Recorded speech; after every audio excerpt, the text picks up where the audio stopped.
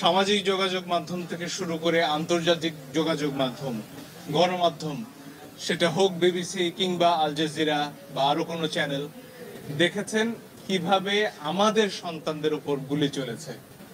আল জাজিরার একটা ছবি, সেনাবাহিনীর সদস্যরা অটোমেটিক রাইফেল নিয়ে শুয়ে পড়লেন লাইন দিয়ে, তাদের 20 গজ দূরে নিরস্ত্র সাধারণ মানুষ, আমরা, আমার দেশের জনগণ, তাদের দিকে সেমের অটোমেটিক রাইফেল থেকে গুলি চলল। এই দৃশ্য দেখার পরে আসলে বাসায় বসে থাকার কারো কোনো সুযোগ নেই। আমাদের যার যার অবস্থান থেকে প্রতিবাদ করতে হবে এবং একজন আইনজীবী হিসেবে সেই কাজটি করার জন্য আজকে আমরা আদালতে এসেছি। আমরা আদালতে বলেছি নিরস্ত্র প্রতিবাদকারীদের উপরে গুলি চলতে পারে না, যেটিকে ইংরেজিতে লাইভ রাউন্ড বলা হয়, সেটি করার কোনো সুযোগ নেই। আর অনেক ভিডিও আপনারা দেখেছেন, একটি কিশোর 4 তলা একটা নির্মাণাধীন ভবন থেকে সে ঝুলে রয়েছে, তার কিচ্ছু করার উপায় নেই, ওই অবস্থায় তার উপর গুলি চলেছে অনেকবার। আপনারা দেখেছেন রিয়া গোপ তার বাবার কোলে গুলিবিদ্ধ হয়েছে।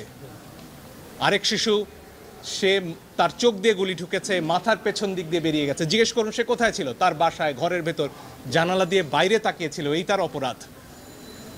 এই জন্য আমরা স্পষ্টভাবে বলেছি যারা আন্দোলনকারী তাদের উপরে লাইভ রাউন্ড অর্থাৎ গুলি ছোড়া চলবে না। আপনারা প্রয়োজনে টিয়ার শেল ছুড়ুন, লাঠিচার্জ করুন, রাবার বুলেটও ছুড়ুন, তাতেও বহু মানুষ অন্ধ হয়েছে হয়তো, সে খবর আপনারা দেখেছেন। এত কাছ থেকে রাবার বুলেট ছোড়া হয়েছে। ফলে এই বিষয়গুলো সামনে আসতে হবে। আমার নিজের অভিজ্ঞতা আমি বলতে পারি, আমি ধানমন্ডিতে যখন হাঁটছিলাম আমার দিকে 2 রাউন্ড গুলি করা হয়েছে। তাদের পোশাক পরনে ছিল না, আমি জানি না তারা কারা, পিস্তল থেকে গুলি হয়েছে। কারণ আমার হাতে ক্যামেরা ছিল, কোনো প্রমাণ তারা রাখবেন না, কিন্তু প্রমাণ ধ্বংস হয় না আজকের দুনিয়ায়, প্রমাণ পৌঁছে যায়। আরেকটি দাবি আমরা করেছি পরিষ্কারভাবে, ছাত্ররা সারা বাংলাদেশ থেকে আজকে বলেছেন যে 6 জনকে ডিবি অফিসে রাখা হয়েছে, তারা সেখানে বন্দী। তারা স্পষ্টতই ছাত্ররা বলেছেন কালকে ডিবি অফিস থেকে বা যেখান থেকেই হোক যে ভিডিও প্রকাশ করা হচ্ছে, সেই ভিডিওতে যে কথা বলা হয়েছে সেটি অস্ত্রের মুখে হয়েছে, ছাত্ররা সেটি বলেছেন। এবং এই ধরনের আন্দোলন প্রত্যাহারের দাবি ছাত্ররা মানেন না, তারা সেটি বলেছেন। আইনজীবী হিসেবে আমার কথা হচ্ছে, যখন গোয়েন্দা প্রধান বলেন যে নিরাপত্তার প্রয়োজনে তাদেরকে তিনি নিয়ে এসেছেন এবং সেখানে তাদের খাওয়া দাওয়া করার ছবিও প্রচার করা হয়, তখন আমার কথা হচ্ছে হাসপাতাল থেকে একজন মানুষকে, একজন নাগরিককে কিভাবে তুলে নেওয়া হয়, কোন আইনে? আদালতে আমরা এই প্রশ্ন করেছি।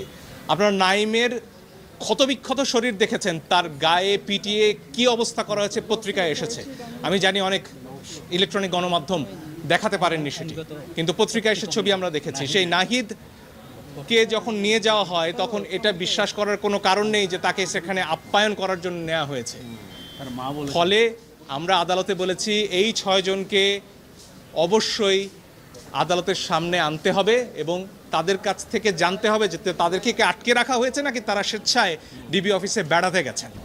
এই প্রশ্নের উত্তর আমরা সবাই চাই।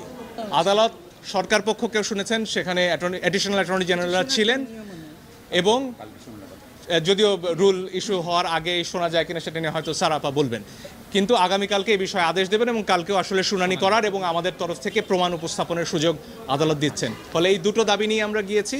এই 6 জনকে আদালতে উপস্থাপন করে তাদের কাছ থেকে জানতে হবে যে তারা স্বেচ্ছায় সেখানে আছেন কিনা, এবং নিরপরাধ নিরস্ত্র যারা বিক্ষোভকারী হন, আন্দোলনকারী হোক, তাদের উপরে লাইভ রাউন্ড গুলি ছোড়া যাবে না, অ্যাসল্ট রাইফেল দিয়ে ট্রিগার চেপে বসে থাকা যাবে না।